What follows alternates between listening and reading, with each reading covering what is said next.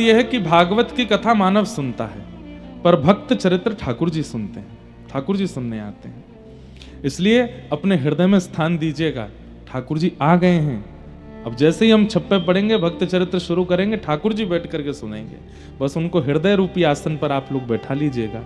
भागवत की कथा अतिश्रेष्ठ है, राम कथा अतिश्रेष्ठ है, मानस जी की कथा, वाल्मीकि रामायण अतिश्रेष्ठ है, लेकिन भक्त चरित्र हम मानवों से ज्यादा ठाकुर जी को प्रिय लगता है, ठाकुर जी के लिए श्रेष्ठ है। हम भागवत कथा रामायण कथा करते हैं तो ठाकुर जी वैकुंठ में विराज के प्रसन्न होते हैं, चलो जीव उद्धार करो। लेकिन जैसे ही ठाकुर जी के पास निमंत्रण पहुंचता है कि कोई भक्त चरित्र हो रही है, भक्तमाल हो रही है, ठाकुर जी वैकुंठ से अवकाश लेके आते हैं। ठाकुर जी लक्ष्मी जी को या फिर गरुण जी को या फिर अपने दूतों से कह के आते हैं, थोड़ी देर ध्यान रखना, हाँ हम कथा सुनने जा रहे हैं, भक्त चरित्र हो रही है, हाँसी में हम सुन के आते हैं। इतना प्रिय है ठाकुर जी को। कथा रसिक हरिदास, तुम श्रोता भक्त माल के, तुम पद रज हम हाल। ठाकुर जी श्रोता हैं भक्त माल के। तो ऐसी श्री करमती जी का चरित्र और बीच बीच में भागवत जी के भावों को हम लोग सुनते रहेंगे। 3 दिन का ये सत्र है। आज प्रथम दिन 5 बजे से कथा लगभग प्रारंभ हुई, कल 5 बजे से ही होगी। आप लोग 3 साढ़े 3 से अपना स्थान ग्रहण करना प्रारंभ कर दीजिएगा। 5 बजे बिल्कुल एग्जैक्ट बैठ जाइएगा। 2-2.5 घंटे हम लोग चर्चा किया करेंगे। और अंतिम दिन की कथा शाम 6 बजे का हमारा फ्लाइट है, इसलिए सुबह के दिन समय में होगी। वो हम आज पूछ लेते हैं कि सुबह, क्योंकि धूप बहुत होती है आप लोगों, अब तो देखो ये है कि 5 बजे के बाद धीमे धीमे मौसम ठीक हो जाएगा। छोटे बच्चे हैं, माताएं हैं, धूप बहुत तेज पड़ेगी आपके ऊपर। अगर ज़्यादा धूप पड़ी, कहीं कोई बेहोश ना हो जाए, कोई डिहाइड्रेशन की दिक्कत ना हो, ये भी हमें विचार करना है। और आप लोग समय से आ भी सको तो वो आज सब माधव जी से और पूरे सब लोगों से बैठ के एक बार चर्चा कर लेंगे, हमारी फ्लाइट भी ना छूटे और आपका टाइम भी ठीक रहे। ऐसे समय पर कथा हम लोग रखेंगे, गर्मी ना हो। आइए श्री करमती जी का चरित्र सुनते हैं, और मन में अगर बीच बीच में कोई भाव आते रहेंगे तो हम सुनाते रहेंगे। कठिन काल कल युग में करमती निकलंक रही, नस्वर पति रति त्याग कृष्ण पद सोरति जोरी, सवई जगत की फांस तरकी तिनु काजो त्योरी, निर्मल कुट कंठ्या धन्य पर साज नहीं जाई, विदित वृंदावन वास संत मुख करत बढ़ाई, संसार स्वाद सुख बात करी फेर नहीं, तिन तन चही कठिन काल कलयुग में करमती निकलंक रही।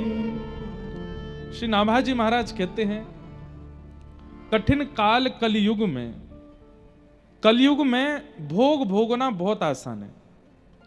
अभी सब लोग इधर देखो, अभी इसी वक्त अगर आप मन बना लें कि कल से मुझे केवल व्यसन करने हैं, केवल गलत काम करने हैं, केवल अपने जीवन को ऐशो आराम और उसमें लगाना है, आप आज ही चिंतन कर लीजिए, कल से जो कुछ आप करना चाहेंगे सब बहुत जल्दी जल्दी व्यवस्थित हो जाएगा।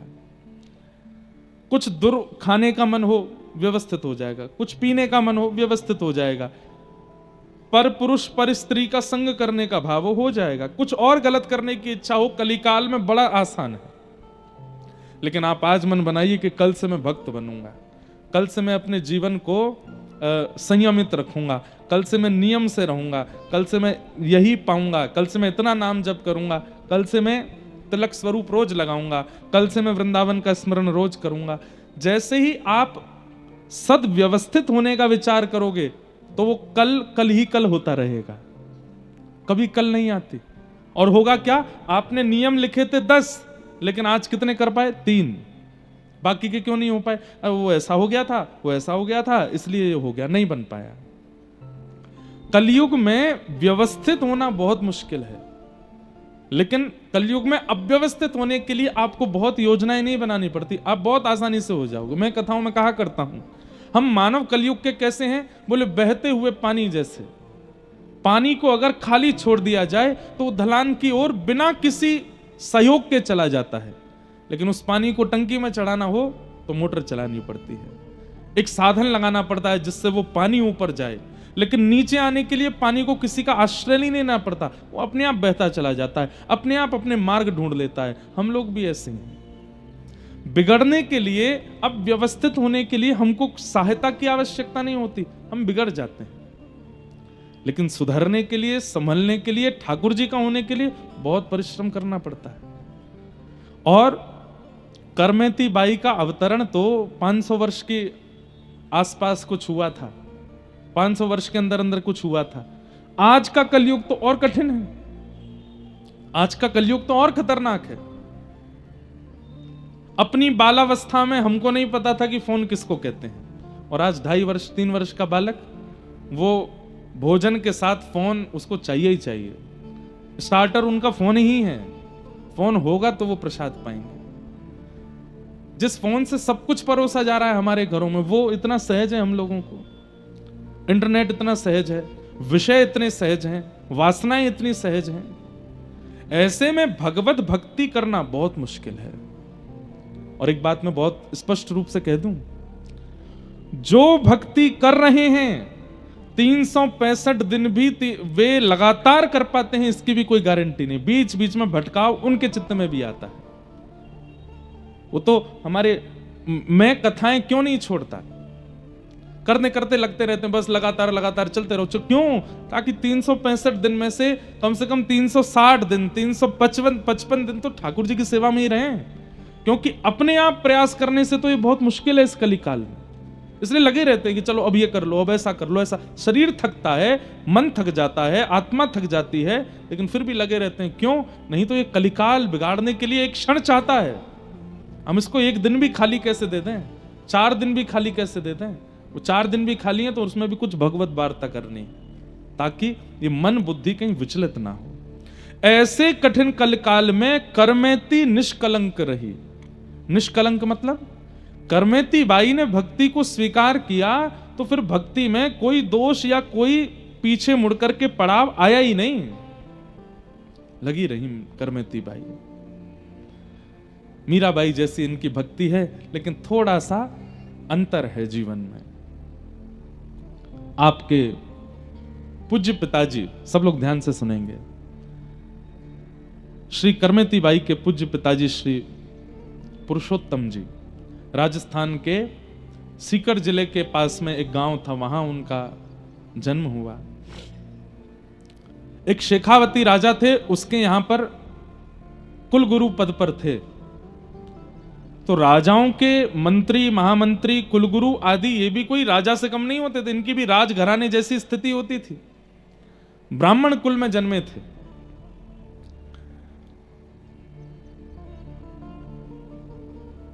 पैंतीस वर्ष निकल गए, ब्याह को भी बहुत समय हो गया, लेकिन कोई संतान नहीं हुई। और संतान ना होने के कारण परिवार के लोगों ने बहुत कुछ कहना शुरू कर दिया। कोई कुछ कहता, कोई कुछ कहता। तो इन सब से परेशान होकर के बोलने लगे, मैं क्या करूं?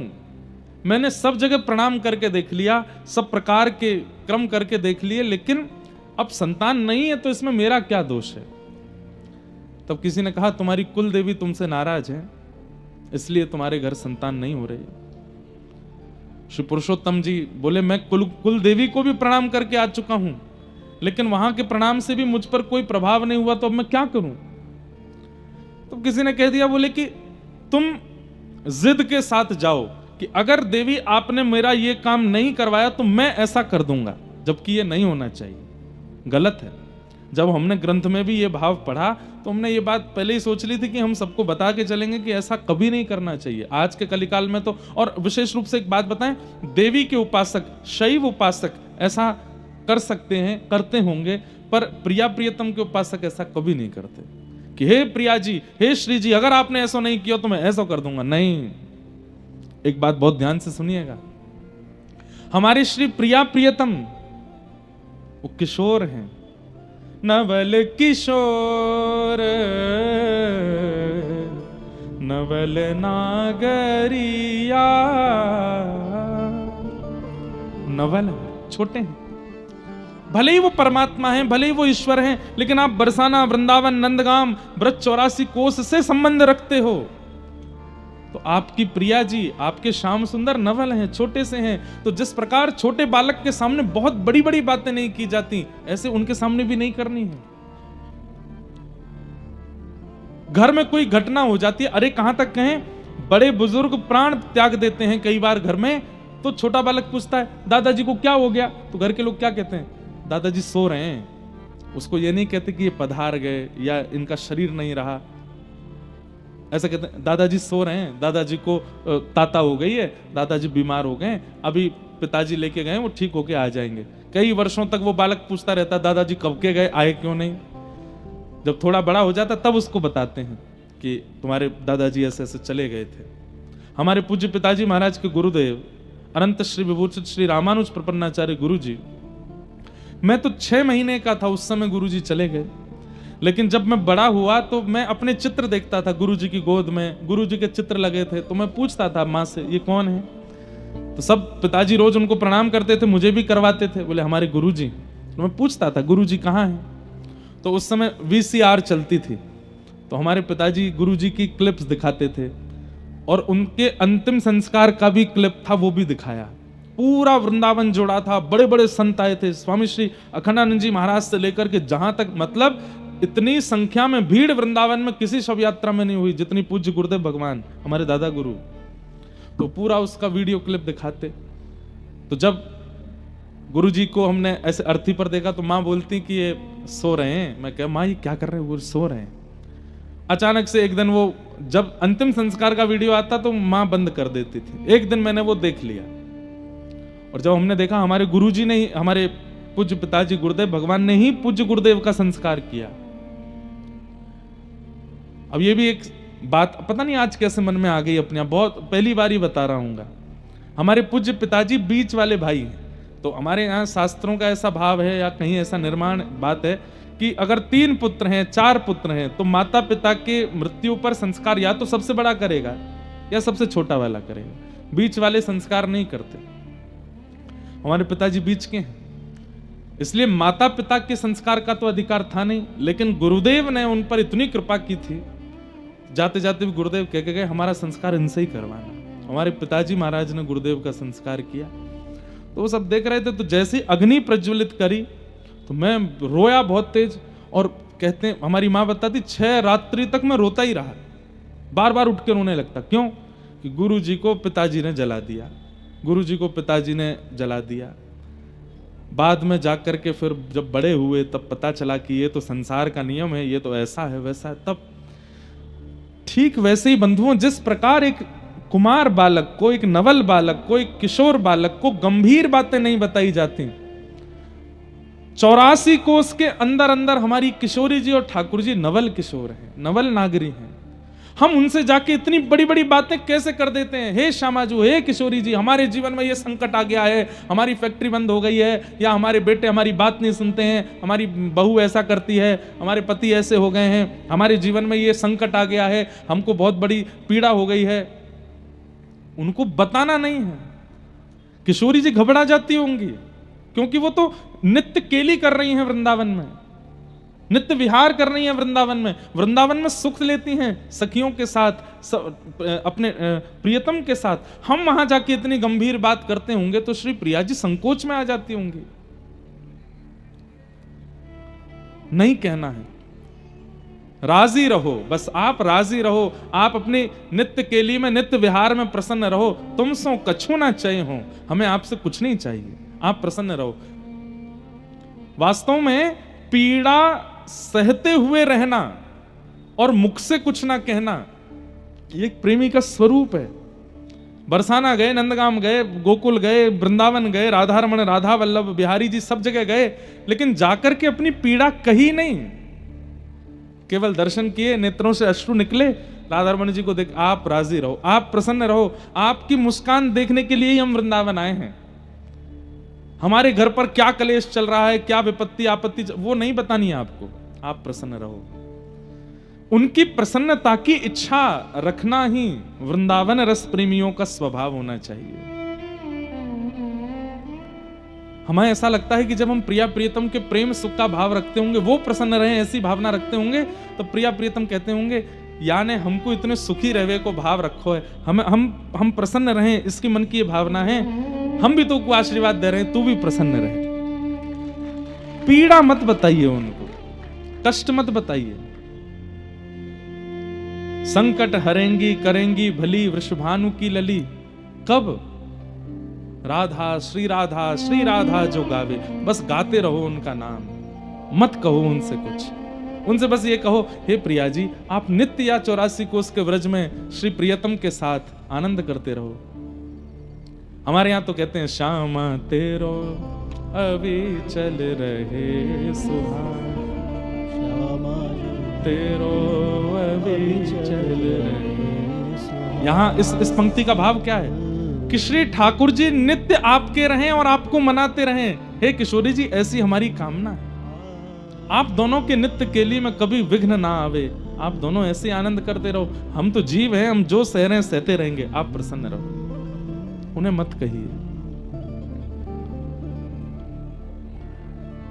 लेकिन देवी देवता, कुल देवी कुल देवता आदि आदि इन सब से प्रार्थना की जा सकती है, अपने हृदय के बिहारी लाल से नहीं। उनको तो बस प्रसन्न रखने का भाव रखो, उनसे कुछ मत मांगिए।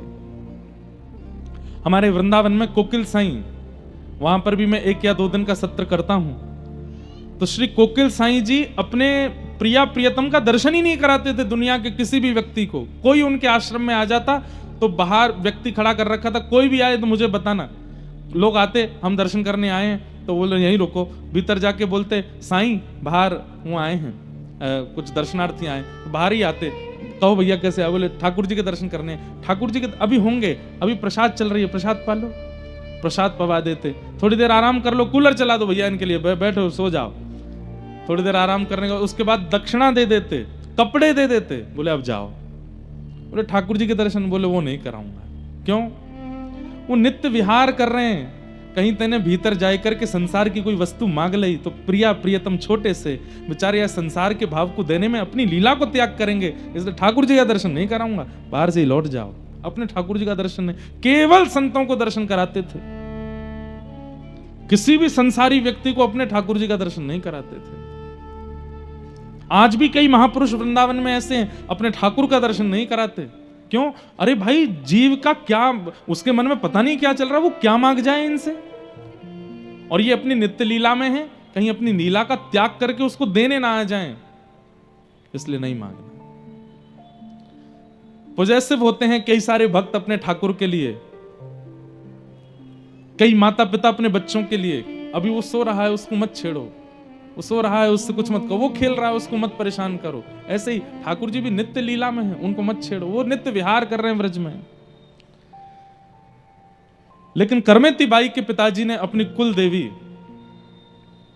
किसी ने कह दिया, बोले कि तुम कह दो कि अगर मुझे संतान नहीं मिली तो मैं ऐसा कर दूंगा, ये बात कह करके जाओ देवी के पास। गए, कुल देवी का दर्शन करने के लिए गए और यह कह करके गए, अगर मुझे कुल देवी ने संतान रत्न नहीं दिया तो मैं अपने शीश की बलि चढ़ा करके आऊंगा चरणों में। इस संकल्प के साथ जब निकले, रास्ते में ही एक दिव्य स्त्री का दर्शन हुआ। दिव्य स्त्री, उसको देख करके पुरुषोत्तम जी बड़े आश्चर्यचकित हुए, बोले मैं बहुत लोग देखे पर आप कुछ अलग जैसी लग रही हैं, आप कौन हैं? बोले हम तुम्हारी कुल देवी हैं। पुरुषोत्तम जी बोले आप मेरी कुल देवी हैं? बोले हाँ। बोले कुल देवी का दरबार तो अभी बहुत दूर है, आप बीच मार्ग में ही मुझे दिख रही हैं, मैं नहीं मानूंगा आप कुल देवी हैं। यदि आप कुल देवी हैं तो मुझे कुल देवी के रूप में दर्शन दो। अष्टभुजी देवी भद्रकाली प्रकट हो गई वहीं, और प्रकट होकर के बोली क्या चाहिए तुम्हें, क्यों संकल्प लिया है, क्या बात है? सोच के तो मैं आया था कि आपसे संतान की कामना करूंगा, पर आपके दर्शन करके अब कुछ इच्छा प्रकट हो नहीं रही है। जाओ, 4 पुत्र होंगे तुम्हारे, 4 पुत्र जन्म लेंगे तुम्हारे यहां, जाओ। मैंने तो एक संतान की कामना की थी, आप 4 पुत्र कह रहे हैं। बोले हमारा मन है कि तुम्हारे यहां 4 पुत्र हो, जाओ, जन्म लेंगे 4 पुत्र। पुरुषोत्तम महाराज कहने लगे आपने 4 पुत्र की वरदान दे दिया, पुत्री का नहीं कहा। ऐसा भी हो सकता था 1 पुत्र हो जाए, 3 पुत्री, 2 पुत्र 2 पुत्री, आपने 4 पुत्र के लिए कहा। पर मेरी एक परम इच्छा है कि जब आप 1 से अधिक देना ही चाहते हैं तो 1 पुत्री और दे दीजिए। ये बात सुनकर के वो देवी थोड़ी प्रसन्न हो गई। बोले आज के कलिकाल में पुत्री की कामना करता कौन, लेकिन तुमने मुझसे पुत्री की याचना की है। हाँ देवी, मुझे पुत्री चाहिए। ठीक है, 4 पुत्र होंगे, वंशवर्धन करने वाले होंगे, धन वर्धन करने वाले होंगे, ऐश्वर्य वर्धन करने वाले होंगे, तुम्हारे कुल का उत्थान करने वाले होंगे, लेकिन 1 पुत्री होगी, परम भक्त होगी। और ऐसी भक्त होगी, तुम्हारे पुत्रों के, तुम्हारे नाम से तुम्हारे पुत्र जाने जाएंगे, लेकिन ऐसी पुत्र जन्म लेगी कुल में जिसके नाम से तुम जाने जाओगे, जिसके नाम से पूरा कुल तुम्हारा जाना जाएगा, तुम्हारा पूरा सर्वस्व जाना जाएगा। ऐसी पुत्री तुम्हारे यहां जन्म लेगी। आनंदित होकर के पुरुषोत्तम जी वापस लौट करके आए। धीमे धीमे 4 पुत्र हुए और 4 पुत्रों के बाद 5वीं पुत्री गर्भ में आई। अच्छा, एक बात तो माननी पड़ेगी, देवी आराधन और महादेव का आराधन किया कीजिए। कृष्ण भक्त भी, क्यों? भक्ति के वर्धन के लिए उनकी आराधना करो, क्योंकि वे ठाकुर जी के समीप के हैं, उनके मित्र हैं। उनके आराधन से उनको प्रसन्न करके कहो कि आप ठाकुर जी से कहो हमारे चित्त में और प्रेम बढ़े। महादेव से कहो हे महादेव, हे गोपेश्वर महादेव, आप ठाकुर जी से कहो हमारे चित्त में और प्रेम बढ़े। तो देवी आराधन, महादेव के आराधन से चित्त में प्रीति बढ़ सकती है। इसलिए कृष्ण भक्त भी, हमारे वृंदावन के भक्त भी नवरात्रि का व्रत किया करो। गोपियों ने नवरात्रि व्रत किया था, उसी के बाद महारास हुआ और उसी में ही कात्यायनी मैया से मांगा था कि कृष्ण हमको पति रूप में मिले। कात्यायनी मैया की कृपा से शरद पूर्णिमा पर रास बिहार हुआ। तो देवी कृपा तो करती हैं। कृष्ण भक्त भी अगर कृष्ण भक्ति के लिए नवरात्रि का व्रत रखें, और आगामी अभी श्रावण आएगा, सोमवार के सोमवार महादेव की आराधना करो, केवल इसी भाव से कि हमारे व्रज के प्रति इतना प्रेम हो जाए, प्रिया प्रीतम इतने प्रिय लग जाएं, हमसे जो भी अपराध बनता है, जो भी हमसे पीड़ा बनती है, कष्ट बनता है, वो सब दूर हो जाए, बस ठाकुर जी की प्रीति प्राप्त हो, ऐसी महादेव कृपा करो। आप हमें याद करेंगे। देवी आराधन और महादेव का आराधन कृष्ण भक्ति में और प्रेम भर देगा। ऐसा प्रेम उत्पन्न होगा कि नेत्र सदा सजल रहेंगे, इन नेत्रों से अश्रु कभी रुकेंगे नहीं, ऐसा प्रेम देंगे। महादेव तो भीगे रहते हैं, 24 घंटे भीगते ही रहते हैं। ऐसा ही वो भीगे रहने का तात्पर्य है, वो नेत्रों से प्रेम रस गिर रहा है महादेव के, ऐसे ही हम हो जाएंगे। तो देवी आराधन और महादेव का आराधन कृष्ण भक्तों को भी करना चाहिए। उनकी पावन तिथि नवरात्रि, श्रावण, सोमवार आदि, इन सब पे महादेव देवी को प्रणाम करते रहो। हमारे गुरुदेव के प्रति, वृंदावन के प्रति, श्री जी के प्रति खूब प्रेम बढ़े। हे महादेव ऐसी कृपा करो, वर्धन होगा। नरसिंह मेहता को महादेव लेकर के गए रास में। नरसिंह मेहता जी का चरित्र अभी अफ्रीका में कहा था। महादेव लेकर के गए नरसिंह मेहता जी को रास, महारास में, और दर्शन कराया ठाकुर जी का। तो देवी आराधन उचित तो है। 4 संतान के बाद पुरुषोत्तम जी की पत्नी को, ये मैंने लगभग सब भक्तों के चरित्र में देखा कि जिन मातृ गर्भ से भक्त जन्म लेते हैं, उन माताओं को वृंदावन की स्मृति गर्भ के समय होने लगती है। गर्भ काल में माताओं को जो अनुभव हो रहा है, समझ जाइए वैसे ही विचार वाला बालक है। अगर कुछ अनुभव नहीं हो रहा है तो जानबूझ करके जबरदस्ती अनुभव करने का प्रयास करो। वृंदावन का चिंतन करो, श्री यमुना जी का चिंतन करो, रजरानी का चिंतन करो, महारानी का चिंतन करो, भक्त कथाएं सुनो, सुंदर सुंदर लीलाएं सुनो। ठाकुर जी की लीलाएं सुनकर के सो, ताकि विचारों में भी वही आवे, उससे बालक पर असर पड़ेगा। करमेती बाई की मैया को, जो कभी वृंदावन गई नहीं है, उनको अच्छा हाँ, एक बात याद आई। जब देवी माँ ने कहा कि तुम्हारे घर एक दिव्य पुत्री जन्म लेगी, तो पुरुषोत्तम जी महाराज, जो कि कुल गुरु थे शेखावत राजा के, विद्वान तो थे, उन्होंने भागवत जी के पाठ का उसी दिन प्रण ले लिया कि अब मैं आद्योपांत भागवत जी का पाठ करूंगा अपने अंतिम समय तक।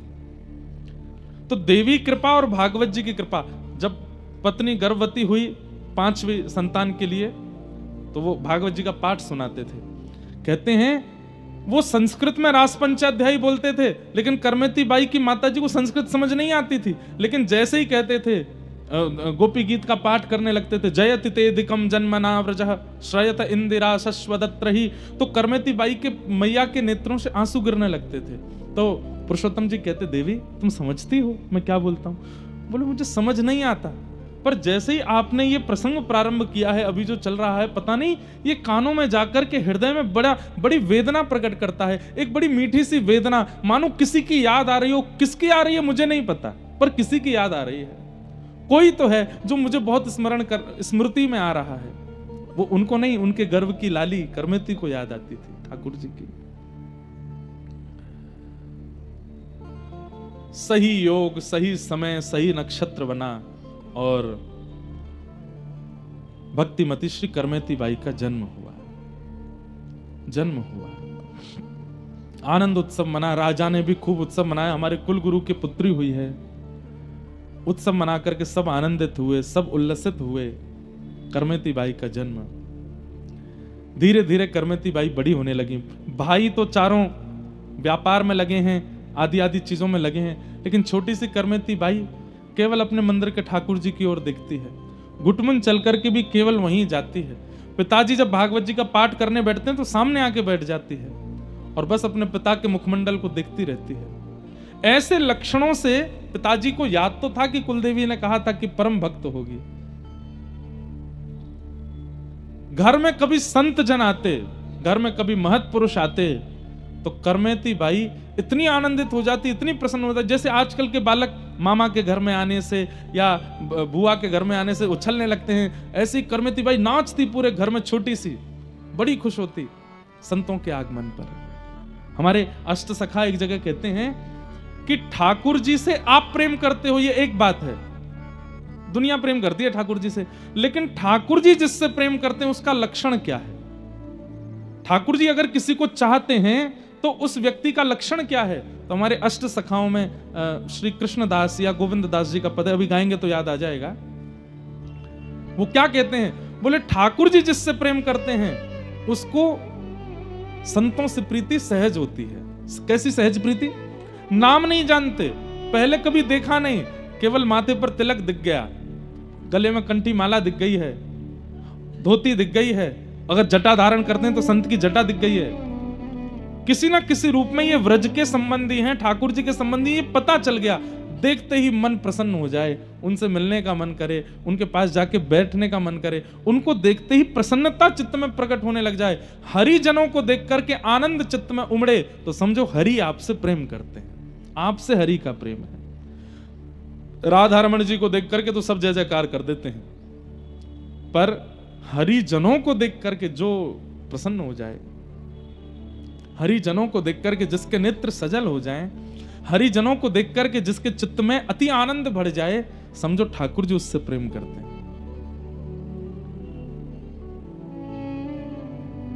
तब अपनों करी जाने गिरधर, तब अपनों करी जाने गिरधर, जब अपनों करी गिरधर, जब अपनों करी। कब जाने कि गिरधर ने हमें अपना लिया है? तब हमारे अष्ट सखा कह रहे हैं, ताको मन भगतन की सेवा, ताको मन भगतन की सेवा, संत चरण रज सदा लुभाने, संत चरण रज सदा लुभाने, संत चरण रज सदा लुभाने, संत चरण रज सदा लुभाने, गिरधर जब अपनों कर जाने, गिरधर जब अपनों। अभी हम साउथ अफ्रीका गए थे कथा करने, तो वहां वहां पे समुद्र के किनारे घूम रहे थे, हमारे सब संगीतज्ञ भी थे और भी लोग सब धोती वोती पहने घूम रहे। तो एक वहां के जो वहां कृष्ण वर्ण के लोग रहते हैं ना, कृष्ण वर्ण समझ गए, राधा रमण जी जैसा वर्ण है उनका, बिल्कुल देखने में ऐसा लगता है कि ओहो, अंधेरी निशा, अमावस्या की रात्रि, और जब हंस जाते हैं तो लगता है कि तारे टिमटिमा गए हों। अच्छे हैं, किसी की बुराई नहीं है, लेकिन तो हम लोग समुद्र के तट पर घूम रहे थे, तो एक आया दौड़ा दौड़ा, बड़ा हत्ता तगड़ा लंबा, और हमारे रूप ये धोती वोती देख करके ऐसे खड़े होकर के देखे, बोले यू ऑल फ्रॉम इंडिया? हमने कहा यस। हरे कृष्णा। और जैसे उसने हरे कृष्णा कहा, मैंने कि देखो ठाकुर जी को देख करके कोई हरे कृष्ण कहे, जय जय श्री राधे कहे, तो समझो वो ठाकुर जी से प्रीति करता है। मैंने कहा लेकिन अष्ट सखा कहते हैं ताको मन भक्तन की सेवा। मैंने कि दौड़ के हमसे हरे कृष्ण बोलने आया धोती देख करके, और देखो कितना प्रसन्न, हमारे से फोटो खिंचा के गया। मैंने कि कहीं ना कहीं इसके पूर्व जन्म के या किसी जन्म का या इस जन्म का कोई तो ऐसा कर्म होगा, ठाकुर जी को थोड़ा सा प्रिय तो है, थोड़ी सी इसके प्रति प्रीति है। अब कालांतर में आगे जाकर के इस पर क्या कृपा होगी ये तो मुझे नहीं पता, लेकिन अभी ब्रजवासियों को देख करके दौड़ करके आया है और प्रणाम कर रहा है और जय जय हरे कृष्ण कर रहा है। ठाकुर जी की इस पर कृपा है। क्यों?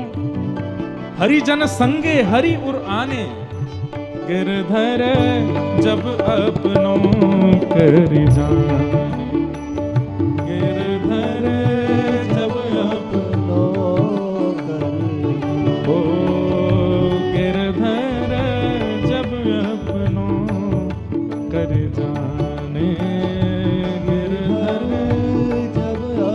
बोलो भक्त वत्सल भगवान की। करताल बजा के जाओ।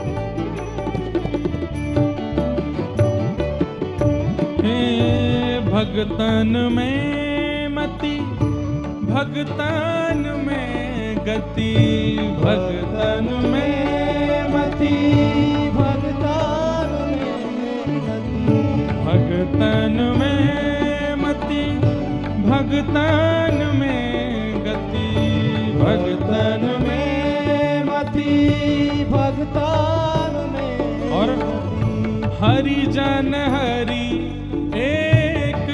कर माने, हरिजन हरि एक कर माने। घर पर कोई संत आवे, कोई ब्रजवासी आवे, कोई ब्राह्मण आवे तो उसके प्रति कोई और भावना नहीं, हरि ही आए हैं ऐसी भावना रखता हूं। कृष्ण दास मन वचन कर्म करी, कृष्ण दास मन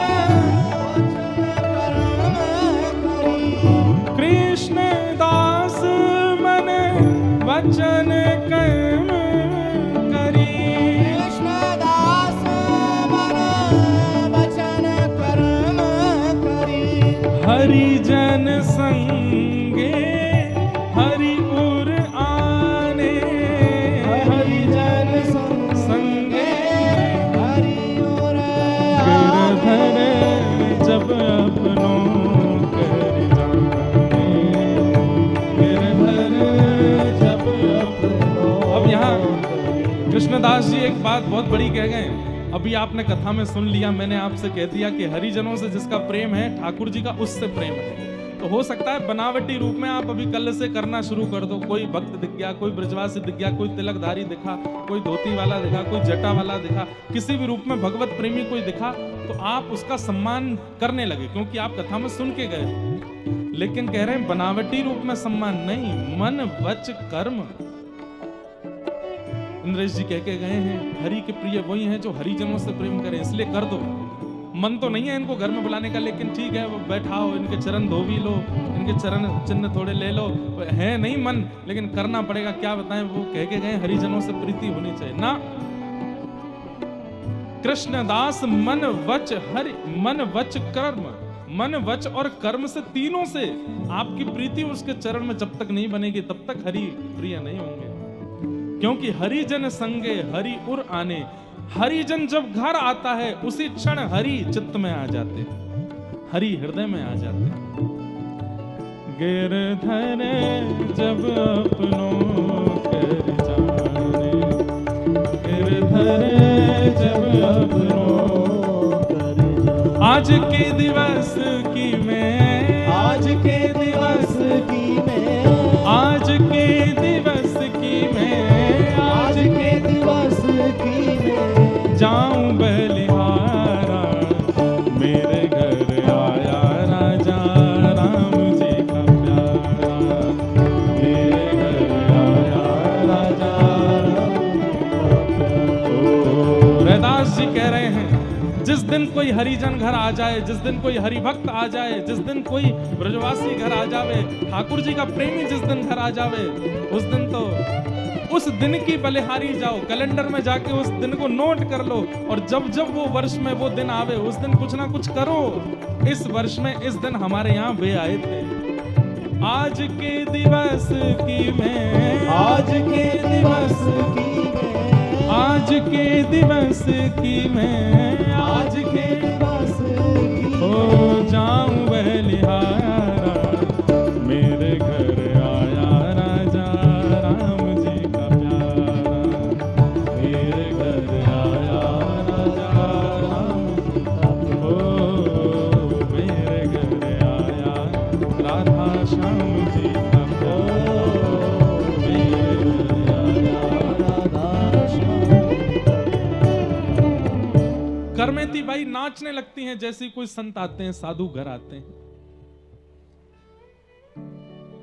करूं आरती सर्वस ही लुटाऊं, करूं आरती सर्वस्व लुटाऊं, तन मन जोवन इन पे वारूं, तन मन जोवन इन पे वारूं, हाँ तन मन सर्वस इन पे वारूं, तन मन। ऐसा प्रेम होना होता नहीं है आज, लेकिन हमने देखा जब हम आए, हम तो देखते हैं जहां भी जाते हैं। आज जैसे मैं आया तो जिस घर में हम रुके, एक बूढ़ी सी माता जी ऐसे नृत्य कर रही थी, कोई भजन नहीं, कोई कीर्तन नहीं, बस राधा नाम पे ही कीर्तन कर रही थी, बार बार बलियां ले रही थी, इतनी प्रसन्न हो रही थी, और उनकी प्रसन्नता देख करके मन में आ रहा था अभी अभी आया। करमेती बाई ऐसे ही नाचती थी, नृत्य करती थी। पिताजी तो बड़ा सामान्य स्वागत करते थे, लेकिन करमेती बाई तो इतनी, और छोटी सी करमेती, उसके बालपन की इस भाव को देख करके माता पिता बड़े लाड़ प्यार करते। ठीक है, छोटे बालक ऐसे ही करते हैं, लेकिन वो वास्तविक था। करमेती बड़ी होने लगी, खेल में मन नहीं, केवल पिताजी की कथा सुनती हैं पूरे दिन और बस रोती रहती हैं। पूछती हैं, पिताजी जिनकी आप कथा सुनाते हो ये कब मिलेंगे हमको? मिलेंगे बेटा, मिलेंगे एक दिन, ऐसा कह करके टाल देते।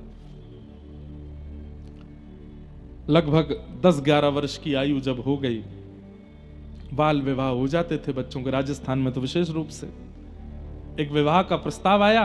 करमेती बाई ने अपने पिताजी को समझाया, पिताजी मुझे विवाह नहीं करना, मैं तो बस जीवन सर्वस्व ठाकुर जी पर न्योछावर करना चाहती हूँ।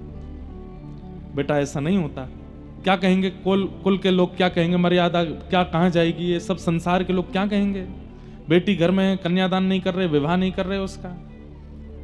पिताजी विवाह उसका कीजिए ना जो विवाह के बाद की क्रियाओं में योग्य हो, मैं बिल्कुल अयोग्य हूं। विवाह के बाद की जो क्रियाएं हैं, जो ससुराल पक्ष के लोग मुझसे उम्मीद करना चाहेंगे, वो उन सब में मैं निपुण नहीं हूं। क्या फायदा, आपको भी कष्ट होगा, उन लोगों को भी कष्ट होगा, मत करिए ना। यही सेम बात मीराबाई के चरित्र में आती। मीराबाई भी ऐसे समझाती अपनी मां को कि एक विवाहिता नारी का जो कर्तव्य होना चाहिए सास के प्रति, ससुर के प्रति, ननद के प्रति, जेठ जेठानी के प्रति, पति के प्रति, ससुराल के प्रति, उसमें मैं बिल्कुल अयोग्य हूं। मां मेरा ब्याह मत करो। वही बात आज करमेती बाई समझा रही हैं, पिताजी मैं योग्य नहीं हूं, उनको कष्ट होगा। अरे बेटा, जब ब्याह होना होता है सब ऐसे ही बोलते हैं, और ब्याह होने के बाद सब सीख जाते हैं। माता पिता ने कुल मर्यादा, लोक लाज क्या कहेगा, इस सब के देखते हुए जबरदस्ती करमेती बाई का ब्याह कर दिया। ब्याह तो कर दिया, गौना नहीं हुआ।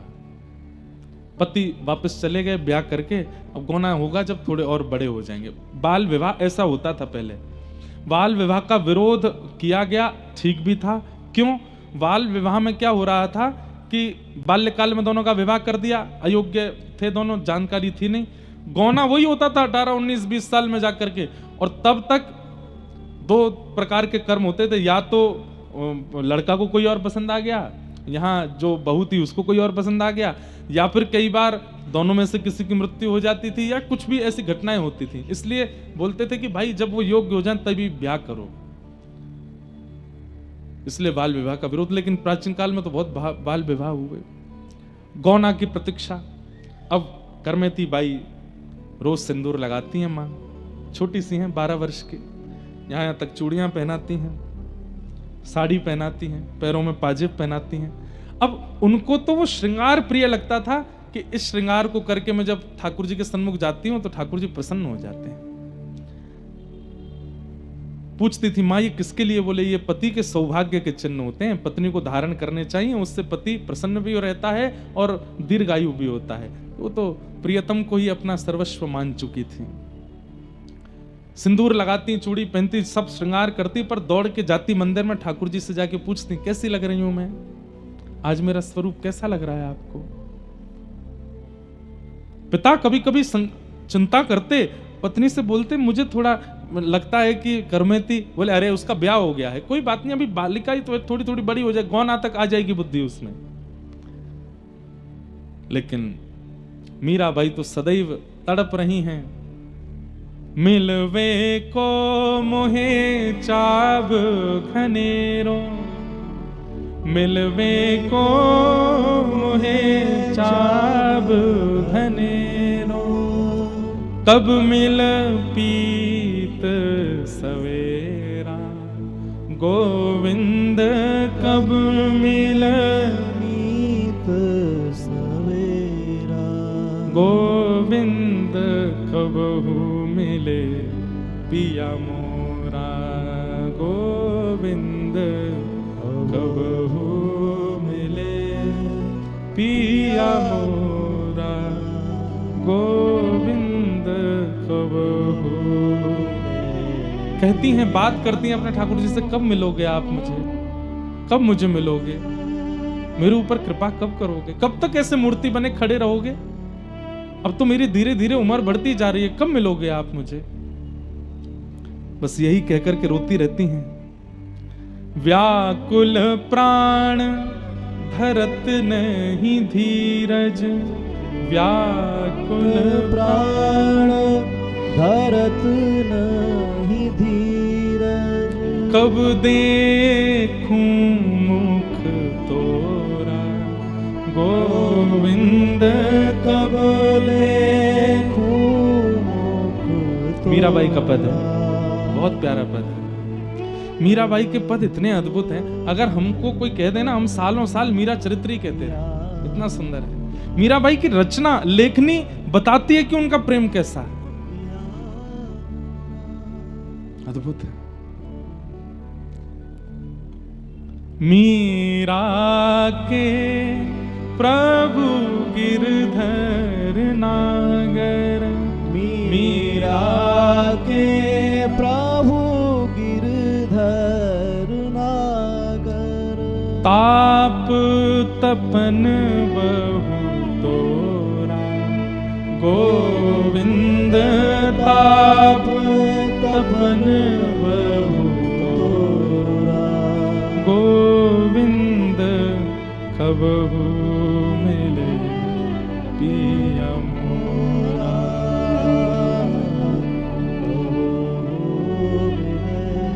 पिया। बंधुओं, हमें प्रेम हो जाता है ठाकुर जी से, हम चाहने लगते हैं ठाकुर जी को, पर ऐसा विरह नहीं मेरे को देखने में आया अभी तक कि बस व्याकुल हो गए हों ठाकुर जी के लिए। ऐसे नहीं हुए अभी हम स्वयं बहुत दिनों तक कथा करते रहते हैं, तो अब तो लाल जी सफर में नहीं रहते, साथ कथाओं में नहीं जाते। कुछ समय लाल जी की स्मृति तो होती है। जैसे अभी अयोध्या में कथा थी तो मैं सीधे जहां रुका था वहां पहुंचा, तो जाते ही नियम होता था लाल जी पहले पहुंच जाते हैं। लाल जी कहाँ विराज रहे, तो जो पंडित जी सेवा करते वो भी भावुक हो गए, लाल जी तो नहीं आते अब कथा में। तो हम दोनों थोड़ी देर के लिए सहम गए कि अब लाल जी आते नहीं, कि 4 साल तो लगातार कथाओं में आए। तो अभी घर तो बात करते हैं तो कहते हैं अब लाल जी को ले जाएं क्या कथा में। मन बड़ा विचलित होता है कभी कभी। तो घर से आता है, नहीं अब यहीं रहेंगे, नहीं जाना। हमने कहा एक बार पर्ची डाल के देखो, अगली कथा में चलेंगे क्या। पर्ची डालते हैं, ठाकुर जी मना कर देते नहीं जाना। और विरह हो जाता है चित्त में कि उनका मन नहीं है, वो कह चुके थे कि ब्याह उला के बाद हम घर रहेंगे, घर ही रहते हैं। लेकिन मैं हूं ले जाऊंगा, पर्ची बिना डाले ले जाऊंगा, पूछूंगा ही नहीं। विरह बहुत आवश्यक है बंधुओं, लेकिन हमको संयोग इतना आवश्यक, इतना मिल गया है ठाकुर जी का कि हम विरह का अनुभव नहीं कर पाते। ये जो अश्रु गिरते हैं ना प्रेम विरह में, कृष्ण विरह में, ये अश्रु नहीं है। हमारे चित्त में जितने भी दोष हैं ठाकुर जी से मिलने वाले, वो सब एक एक बिंदु करके निकलते हैं। जितने निकलेंगे उतने स्वच्छ हो जाएंगे हम, पर वो निकलते ही नहीं है, रह जाते हैं भीतर।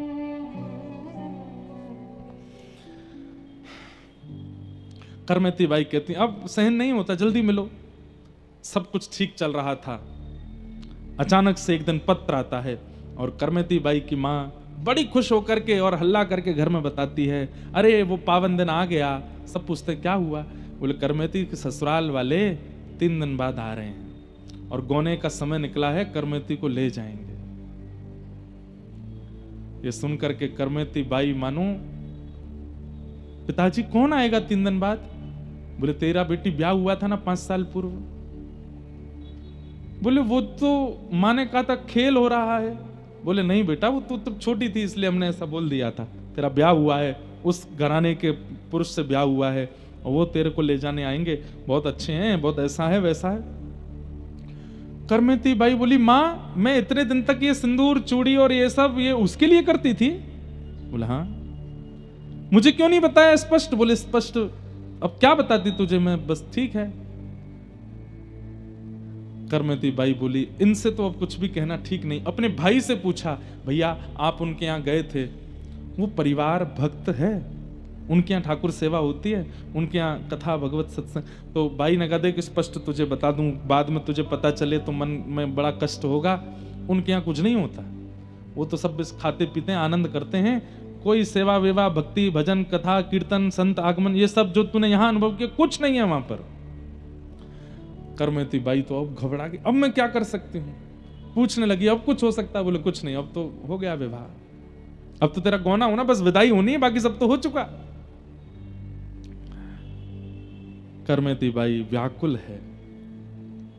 1 रात 2 रात निकल गई, रोते रोते ठाकुर जी से कहने लगी आप ही कुछ करो, लेकिन कोई रास्ता नहीं दिखा। तो करमती बाई बोली मैं दोबारा जन्म लेने की प्रतीक्षा नहीं करूंगी कि अगले जन्म में मैं आपको प्राप्त करूं, ये जन्म में संसार को सौंप दूं, नहीं, ये मेरा अंतिम जन्म है। मैं इस जन्म में ऐसी कोई भूल नहीं कर सकती जिससे आप मुझसे दूर हो जाओ।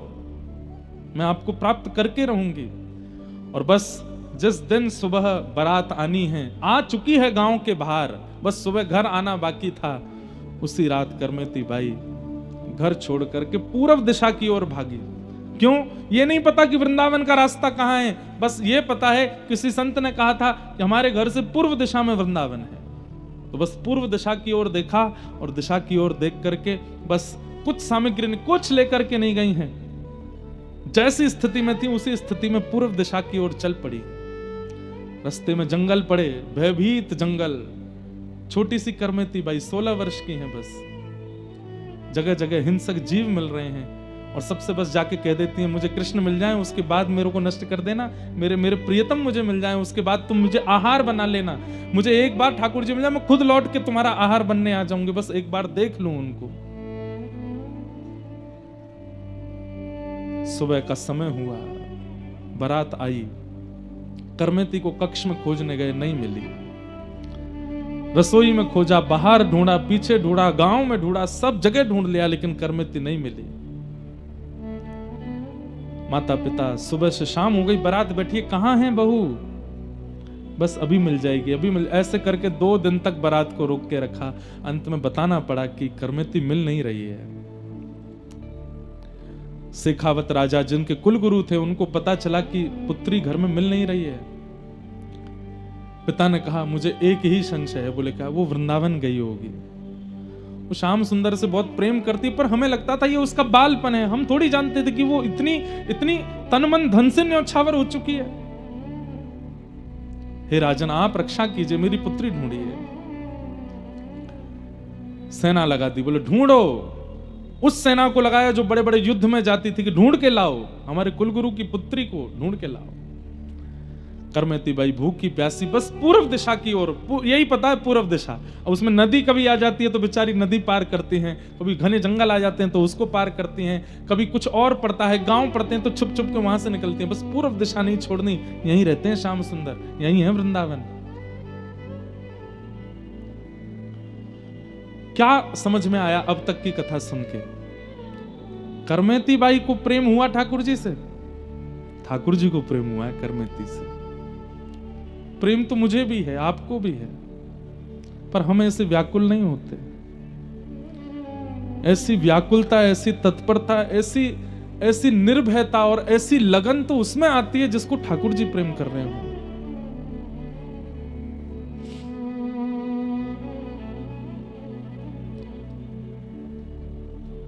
आवाज आ रही है, रात्रि का समय, घोड़ों पर सैनिक चिल्ला रहे हैं, करमेती को ढूंढो। उसका ऐसा रूप रंग है, मां ने बताया था, लाल वस्त्र पहन करके है, गले में सोने के आभूषण पहने हैं, आदि ऐसा हल्ला मचा रहे थे सब जगह। करमेती बाई ने जैसे देखा ये मुझे अब ले जाएंगे पकड़ करके।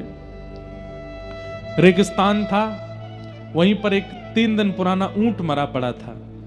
गीदड़ और कुछ हिंसक जीव उसके भीतर पेट के सब सामग्री खा चुके थे।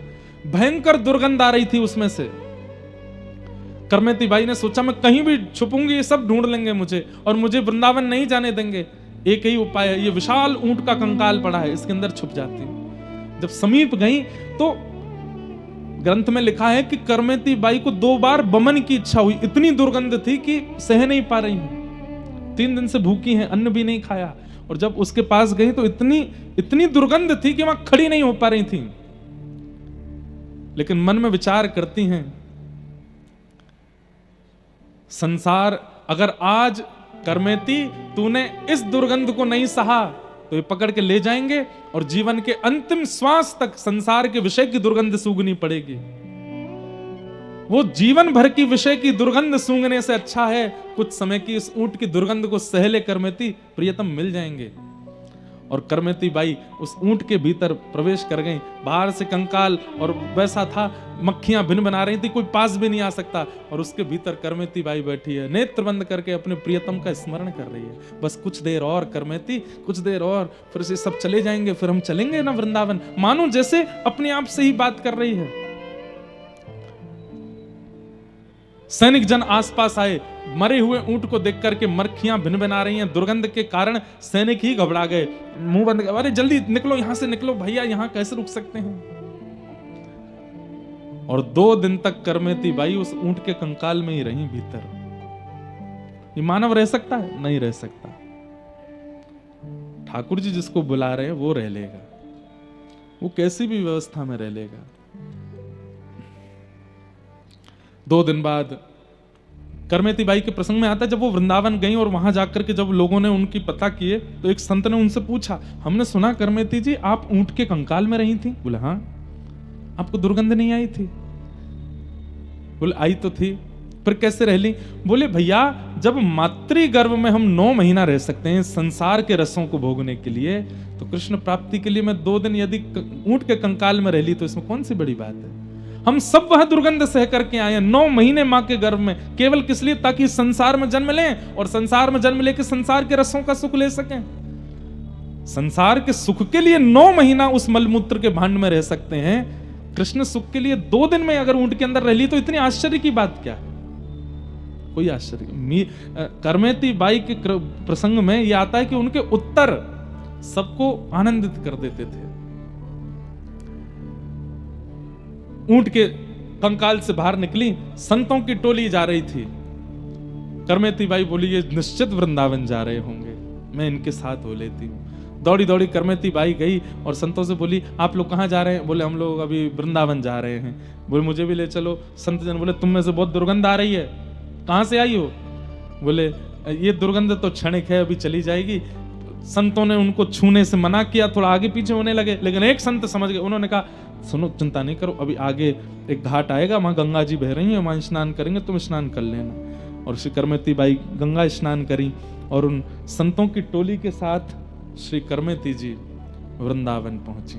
आहा, वृंदावन साचो धन भैया। जैसे ही वृंदावन की ओर पहुंची हैं, यही कई मानो ऐसा लगता है कि एक जैसा ही स्वरूप मीराबाई और करमेती जी का है। जैसे मीराबाई जब पहली बार वृंदावन गई तो वृंदावन समीप आ रहा है, ये जैसे ही खबर सुनती कि अब वृंदावन इतने किलोमीटर रह गया तो मीराबाई को मूर्छा आ जाती थी, वृंदावन आने वाला है। करमेती बाई भी ऐसी हो रही हैं, जैसे ही संत जन कहते अरे भैया बस थोड़ी देर और, बस वृंदावन आने वाला है, तुम करमेती बाई मूर्छित होकर गिर पड़ती वृंदावन का नाम सुनते। होश में आती, संत जन कहते क्या हुआ? मेरे प्रियतम रहते हैं वहां पर। रूप स्वरूप श्रृंगार देख करके संतों को ऐसा लगता कि शायद ब्याह हुआ होगा वहां पर, अपने पति से मिलने के लिए जा रही है। लेकिन सोचते भी थे कि अकेली क्यों जा रही है, इसके साथ कोई है क्यों नहीं? बोले अब हमें क्या सोचना, चल रही है तो चलने दो। करमेती बाई वृंदावन पहुंची और जब वृंदावन पहुंची, यमुना जी में स्नान किया, अपने वस्त्र, अपने श्रृंगार, जो कुछ भी था सब त्याग दिया। बंधुओं, सुनने में थोड़ी अटपटी बात है, पर श्री करमेती बाई जी केवल पत्र पहन करके रहती थी, पत्ते, वट के बड़े बड़े पत्तों को धारण करके रखती थी, कोई वस्त्र नहीं पहनती थी। यमुना जी का जल पीती थी और व्रजरज खा करके अपना पेट भरती थी। अरे भोरी सखी जी का हमने चरित्र सुना, वहां पर भी इतने हृदय में कंपन हो जाता है कि वो सेवा कुंज में बंदरों को डालने वाले चने, वो चने जब बंदर खा जाते उसके बाद जो चने की गुठली बच जाती उसको खा करके भोरी सखी रही वृंदावन में। श्री हमारे हित संप्रदाय के एक आचार्य भोलानाथ जी भोरी सखी चनों के छिलके खा करके रहते थे। उनके लिए हमको मन में ऐसा आ रहा था कि राम राम कैसे रहे होंगे, लेकिन आज करमेती बाई जी के चरित्र को देख के लगता है रज खा करके रहती हैं, व्रज रज खाती हैं, यमुना जल पीती हैं और पड़ी रहती हैं बस।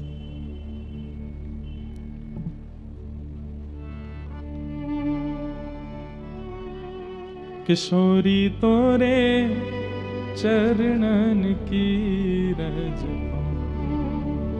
बैठी रहूं कुलजन के कोने, श्याम राधिका गाऊं,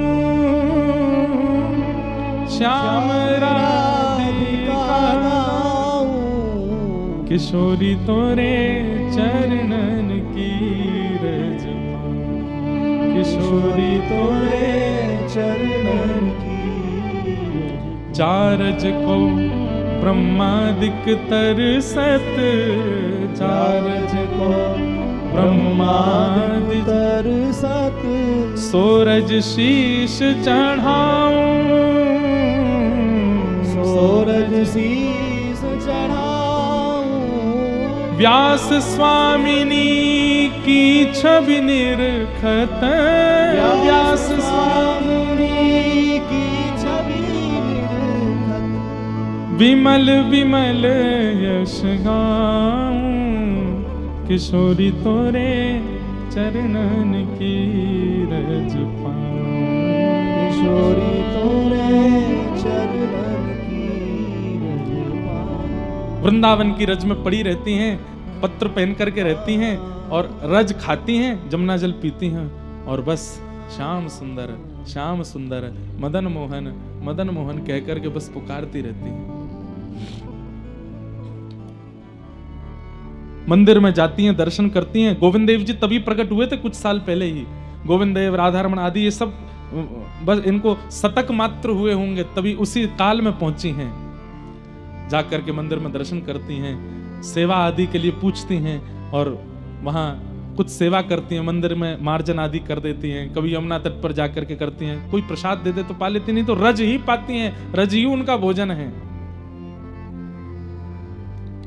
मीराबाई कहती हैं, श्याम मने चाकर राखो जी, चाकर रहसूं बाग लगासूं, नित उठ दर्शन पासूं, वृंदावन री कुंज गलिन में हरि की लीला गासूं, श्याम मने चाकर राखो जी। हे थारी चाकरी में चूक कोनी, राखू मारा सावरिया, राखू मारा सावरिया, चाकर राखो जी। हे थारी चाकरी में चूक कोनी, राखू मारा सावरिया, राखो मारा सावरिया, चाकर राखो जी। हे गिरधारी मने चाकर राखो जी, गिरधारी मने चाकर। एक बात समझिए, ठाकुर जी की चाकरी चाहिए तो उससे पहले जैसे कहीं बड़ी जगह जॉब चाहिए तो आपका रिज्यूम देखा जाता है कि हाँ भाई पहले और कहाँ कहाँ नौकरी कर चुके हो, कितना आपका अनुभव कितना है। और अगर अनुभव अच्छा नहीं होता ना तो जॉब में अच्छी सैलरी नहीं मिलती। संतों की सेवा करके, व्रज रसिकों की सेवा करके, ब्रजवासीन की सेवा करके, हरिजनों की सेवा करके अपना रिज्यूम इतना अच्छा कर लो कि जब श्री जी के चरणों में जाकर के रिज्यूम दो, उन संत की सेवा, इतने ब्रजवासियों की सेवा, इतने महापुरुष, इतने हरिजनों की सेवा हमने करी है, तो श्री जी कहेंगी भाई एक्सपीरियंस अच्छा है, निज निकुंज नव निकुंज की सेवा में इसको लिया जा सकता है। लेकिन कहीं सेवा ही नहीं करी होगी तो फिर सेवा कैसे मिलेगी? इसलिए खूब हरिजनों की सेवा करो। यहाँ जो आपके अगल बगल में बैठे ना, ये भी हरिजन हैं। कथा सुनते सुनते इनके भी चरण दबा दिया करो। जब ये कथा सुन के उठा करें तो इनकी चरण रज भी ले लिया करो। आप सब भी हरिजन हो। ठाकुर जी की चाकरी करनी है तो एक्सपीरियंस्ड हो जाओ, और एक्सपीरियंस के लिए ये सब हरिजनों की सेवा करो, संतों की सेवा, ब्रजवासियों की सेवा करो। हारी चाकरी में चूक कोनी, राखू मारा सावरिया, राखू मारा सावरिया, चाकर राखो जी। और बैठो, पूरे 8 बजा के जाना। हाँ, बैठ जाओ। श्री करमेती बाई वृंदावन आ गए और श्री वृंदावन में आकर के पत्र लपेट करके रहती हैं, व्रजरज खाती हैं। बिल्कुल शांति से, अभी कथा चल रही है, सब लोग शांति से विराजो। यहां पर सैनिक लौट करके वापस आ गए, राजा को बताया कि हमें करमेती नहीं मिली। पिता पुरुषोत्तम को पता है कि वो वृंदावन में ही हैं और कहीं हो ही नहीं सकती हैं। गए वृंदावन। अब उस समय चित्र तो होते नहीं थे कि दिखा के पूछ लें भाई इसको कहीं देखा। केवल कद काठी बताते हैं, रूप स्वरूप बताते हैं और गहने बताते हैं कि ऐसे गहने पहने हैं, ऐसा ऐसे वस्त्र पहने हैं, हाथों पर मेहंदी लगी है, पैरों में महावर लगी है। आपने मेरी बेटी को देखा? पूरे मथुरा ब्रजमंडल के क्षेत्र में पूछ रहे थे सब जगह, और जब सामने से उत्तर मिलता हमने तो नहीं देखा, बहुत रोते। एक जगह एक महापुरुष मिले, उनसे पूछने लगे आपने मेरी बेटी को देखा? ऐसी है वो, इतनी उसकी कद है, ऐसे लंबे बाल हैं, ऐसा उसका वर्ण है और नेत्र थोड़े से ऐसे हैं, मतलब वर्णन करते।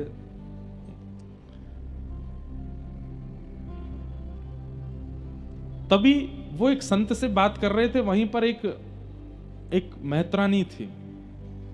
उस मेहतरानी ने वो बात सुन ली और कहा, बोले ऐसा कद है, ऐसी काठी है, ऐसा सब स्वरूप है, सब कुछ बिल्कुल, मतलब थोड़ी बहुत बातें उनसे मिल गई। बोले हाँ हाँ हाँ ऐसा ही है। बोले मैंने एक लड़की को देखा और भैया उसको देख करके तो मेरे रूह कांप गई थी। बोले क्यों? बोले वो रज खाती है, रज खा करके रहती है, यमुना जल पीती है और श्याम सुंदर का भजन करती रहती है। कभी कभी मंदिर दर्शन करने चली जाती है, यमुना जी के तट पर पड़ी रहती है, पर उसके कोई आभूषण वस्त्र नहीं है, पत्ते पहन करके रहती है।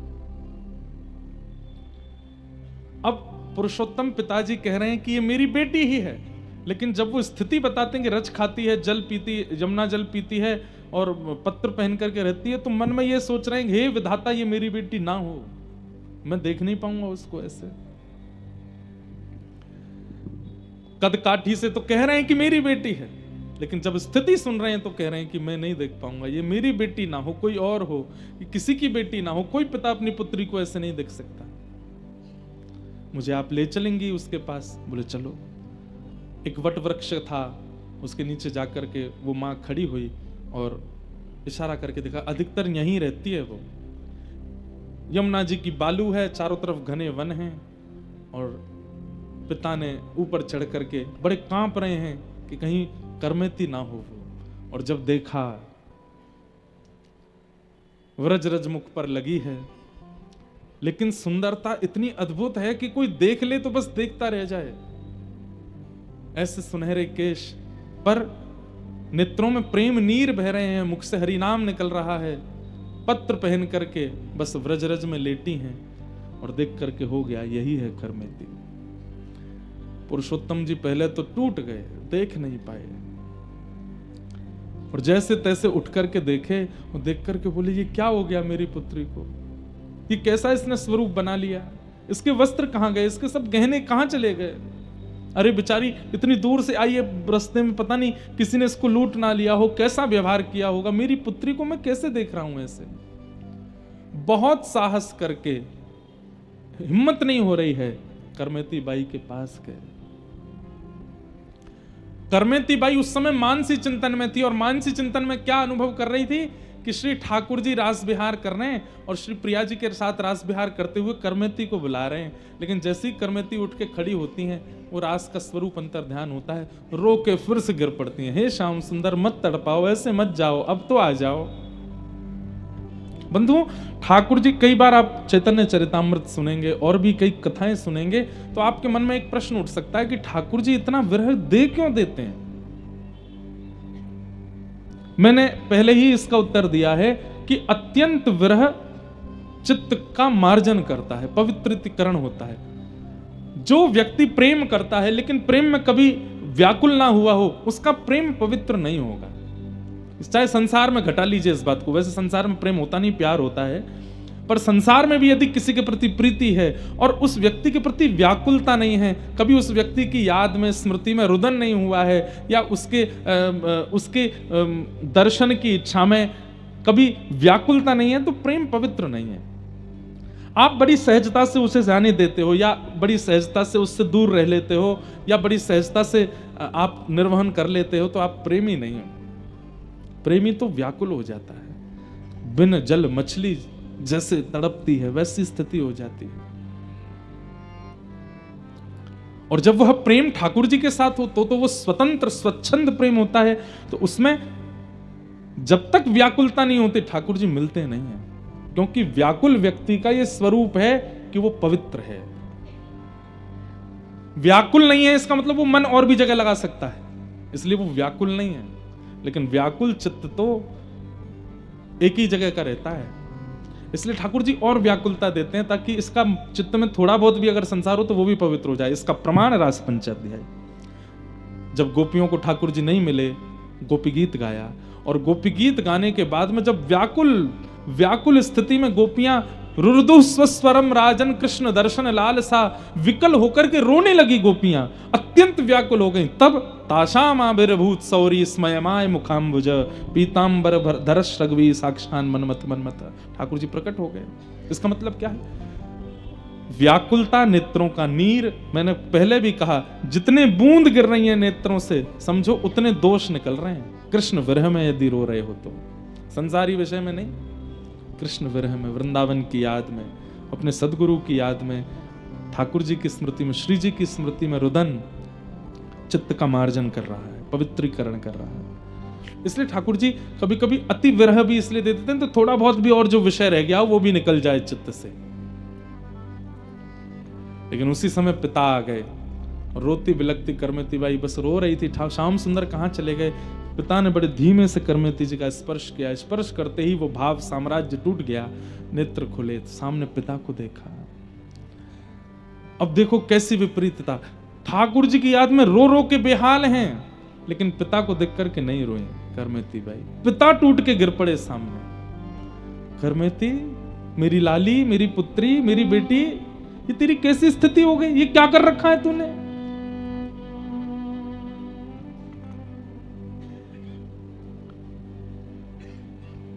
करमेती बाई कह रही है पिताजी, जीवन का सर्वोत्कृष्ट जो लक्ष्य है कृष्ण, उनको पाने के लिए निकली हूं, थोड़ी पीड़ा तो सहनी पड़ेगी ना।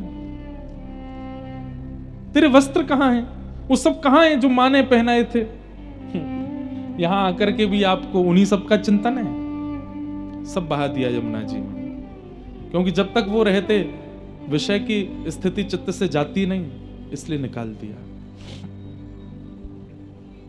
क्यों चली आई तू सब छोड़ करके, यहां पर देख कैसे रह रही है, ये क्या खाती है तू, कहां पीती है, कहां कैसे रह